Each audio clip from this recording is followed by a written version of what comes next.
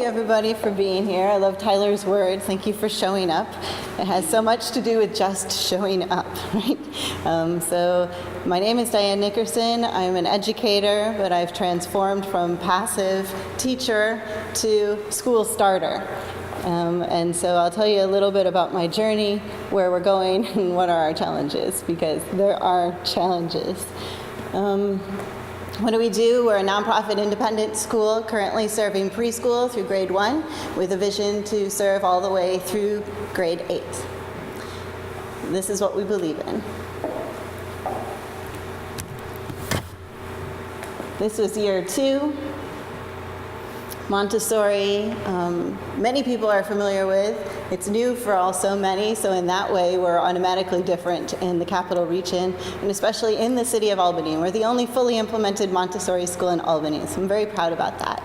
We're affiliated with the American Montessori Society, and fully implemented means a couple of things. It means you have 2 teachers in the classroom, you have a 3-hour uninterrupted work period in the morning for children. There's a full complement of standardized Montessori materials that were invented over 100 years ago by Dr. Maria Montessori, currently used in over 22,000 Montessori schools around the globe, that were affiliated with an accrediting association. Ours is American Montessori Society. And our mission particularly is to offer fully implemented Montessori. Montessori is not a trademarked name, so anybody can open a daycare in their basement and call it Montessori, but we have accredited teachers, and we're working towards our accreditation once we're in existence for 5 years.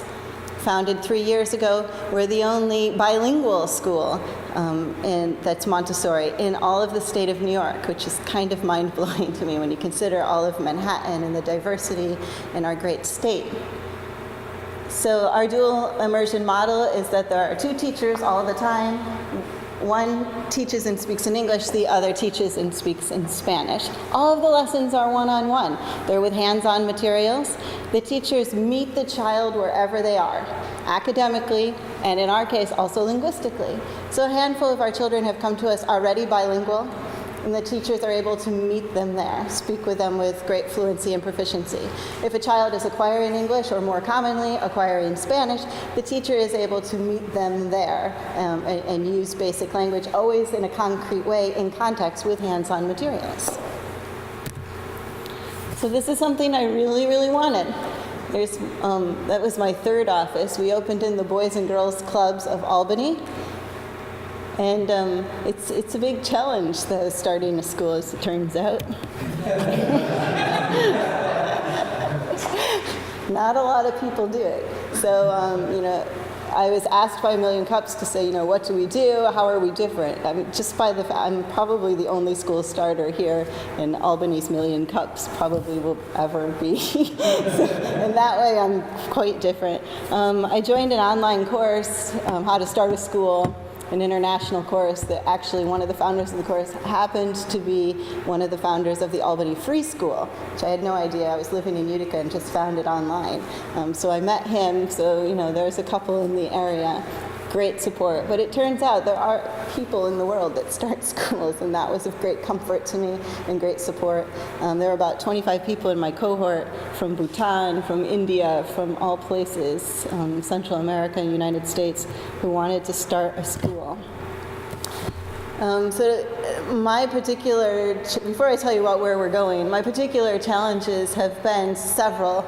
We're successful in great ways, that we have a fully implemented program that's really something to be proud of, that I would hold up against other world-class educational options here in the capital region, like Woodland Hill Montessori, Brown School, the academies. I'm proud of it. It's good stuff.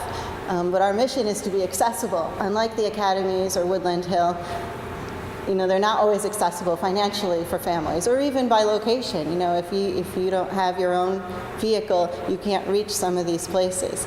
We've been proud to be on the bus line and in walking distance so that it's accessible. The challenge is then is funding. We have no public funding. We're completely independent or private, based on sliding scale tuition, which is tough, and any kinds of donations, and we aspire to get some grants.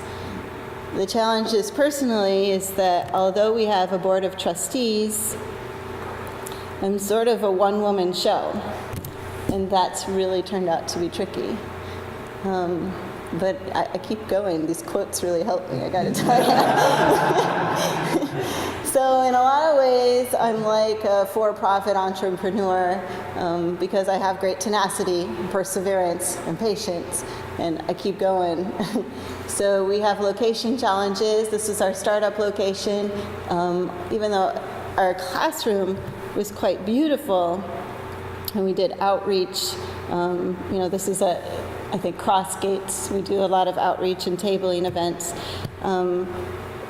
The facility itself was just such a challenge. It was hard to get people to come through the door. This is not the place any family from any walk of life wanted to leave their 3-year-old.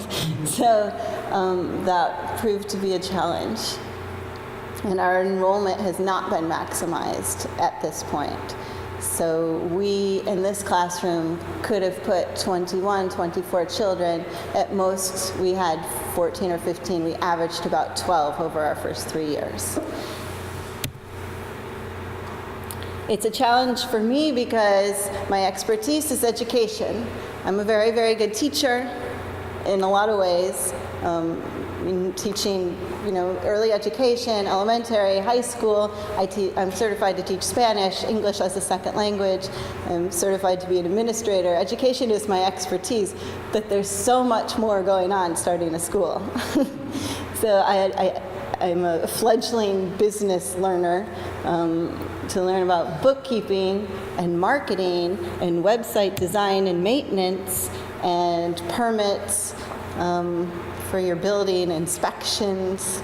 Tonight I go to the city of Albany for a BZA hearing for a special use permit for our new location. So much to learn. And I feel often quite stretched, and that's been a challenge.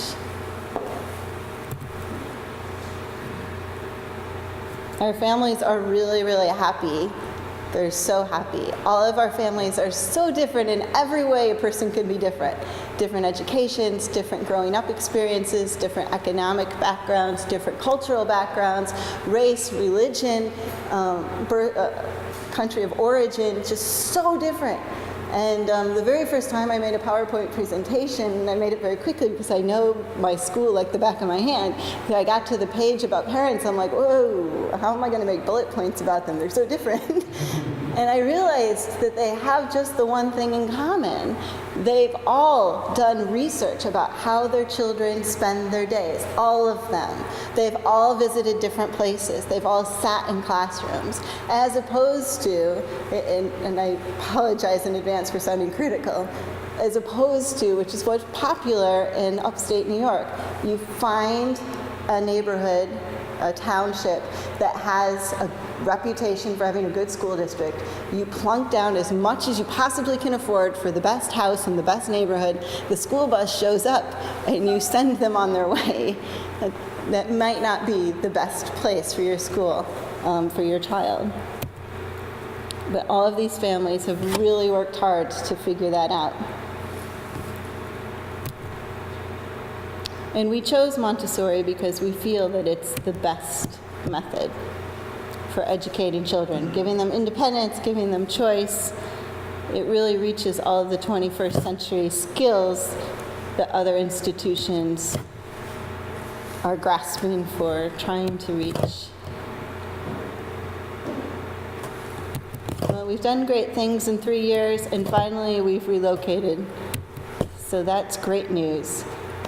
This is the day we got our 501c3 approval, which was a big deal. Those are my 4 sons. I explained to them the significance of this letter at the P.O. box. So we're all very excited about that.